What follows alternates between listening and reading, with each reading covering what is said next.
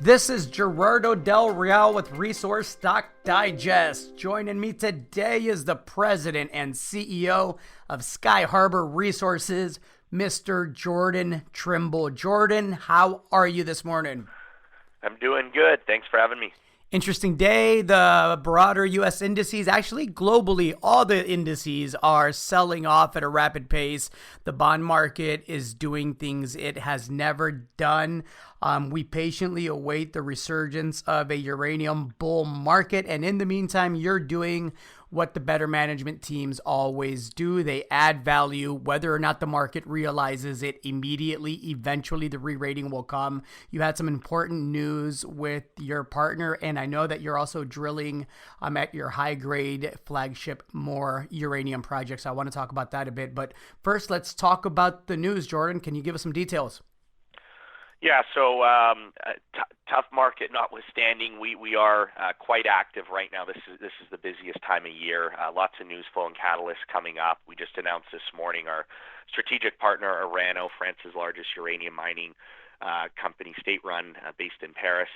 They are getting to work back at our Preston project, fairly large geophysical program, DC resistivity, and not to get too technical, but what they're trying to do with this program is hone in on specific alteration clay zones at the many kilometers of electromagnetic conductors, EM conductors on the project. So they're basically doing this to refine drill targets for drilling later in the year, and this is quite an effective tool, a geophysical program that's been used in the basin, and many discoveries have been made using it. So it's good to see them going, and this, like I said, will help refine future targets.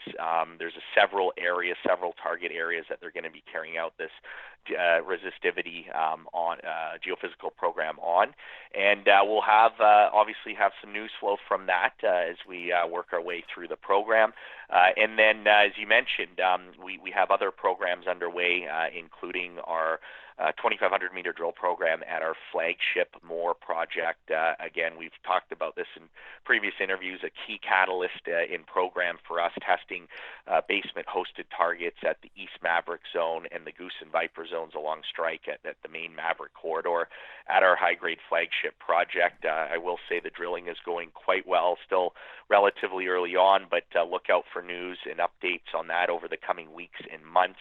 And then last but not least, our other partner, Azincourt, carrying out 2,500 meters at our East Preston project.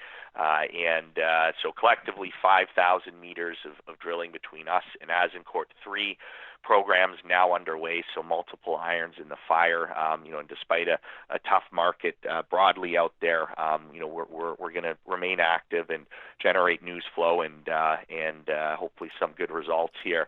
And one thing I will point out is we have seen in the past, uranium is somewhat uncorrelated with the broader market. So, maybe there's some solace in that. But we know in the last year it has been a tough uranium market. I really do believe we're going to see a turnaround this year. There's, specific fundamentals to the uranium market, positive drivers here that I see materializing over the next several months. And this could be, if we continue to see this broad market sell off, maybe uranium becomes the one area that investors look to. Well, let's touch on it. And I know we have in past interviews, but with the instability in the markets right now, I'm sure there's going to be people that are listening to Jordan Trimble for the first time talk about why he feels confident that a uranium bull market, or at least a turnaround, is definitely in the cards the second half of the year. Could you just recite a couple of the main reasons why you think that to be the case, Jordan? Yeah, I mean, starting with the supply demand, over the last several years, we've seen major supply curtailment. McArthur River in Cameco's largest operating mine, obviously still offline, and we will not see that come back online until we have a much higher uranium price. A number of other mines and project deferrals, and I think it's also important to note there's several mines out there in Africa and Australia that are simply coming to the end of their mine lives. So it's not just supply destruction that as a result of low prices, we are going to see additional supply coming offline simply because the deposits and the mines are running out of reserves. And so as we see that supply side response play out, as we've seen it play out, that's going to be positive for the price going forward. But on the demand side, we continue to see growth in demand, especially in the developing world. And, I will note, just in the context of the market we're in right now, it's a relatively sticky market, right? These nuclear reactors, you don't just turn them on and off, right? So it's important to note that, once they're built and once they're operating, they're online. And so I don't see there being any major demand destruction if we do, see a recession, if we do see a pullback as we're seeing, and so that's an important point. And then more recently we've talked about some of the potential positive demand catalysts, one being new SMRs, small modular reactors. We've seen an MOU signed here in Canada with several provinces, including Ontario, for the development and advancement of this new wave of small modular reactors. I think that could add to demand significantly.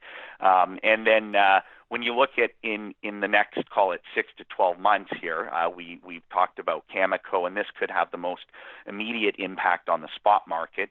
Cameco having to buy or acquire up to 22 million pounds of uranium in 2020, and they've stated that they're going to have to acquire most of that in the spot market. We know now that they drew down inventory, more inventory towards the end of 2019. They're now well below their minimum threshold that they've guided, so they're going to have to restock in addition to acquiring material in the market to make their deliveries, to make their contract deliveries.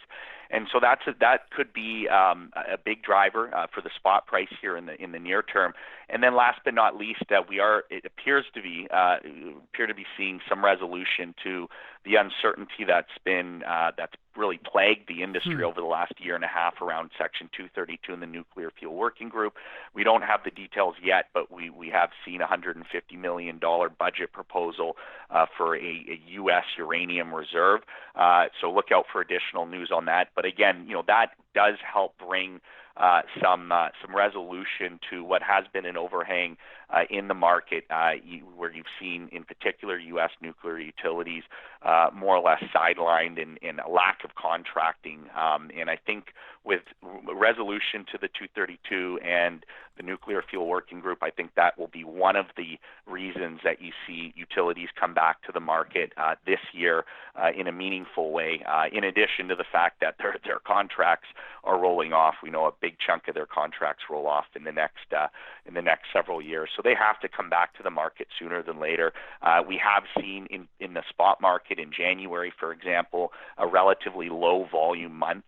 So we are seeing the market tighten up, and that will be positive. Again, with Cameco having to buy in the spot market and even potentially utilities coming in, I think you could see that drive the price. So there's a lot to look out for. I think we've suffered through the tough times. I do think we're in for a good 6 to 12 months here, and there's a handful of catalysts that will drive that. Well articulated, Jordan. I want to make one point. You mentioned the $150 million budget request. That's per year, and if I'm not mistaken, that's for a decade. So we're not talking about a short-term request. We're talking a budget that proposes, $1.5 billion over a decade. So important to note.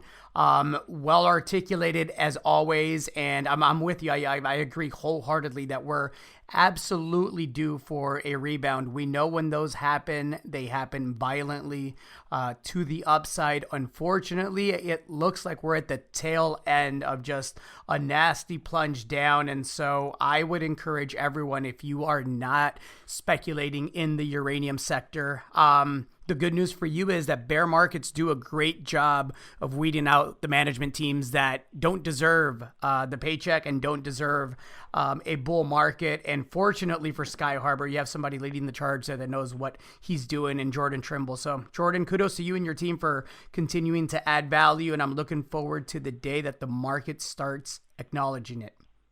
Yeah, no, I appreciate it. Thanks. And I've been buying more in the market. I I just see again the value proposition here. Given the last year, I think it's incredible, and we'll continue to do so. I like people that eat their own cooking. Appreciate it, Jordan. Thank you.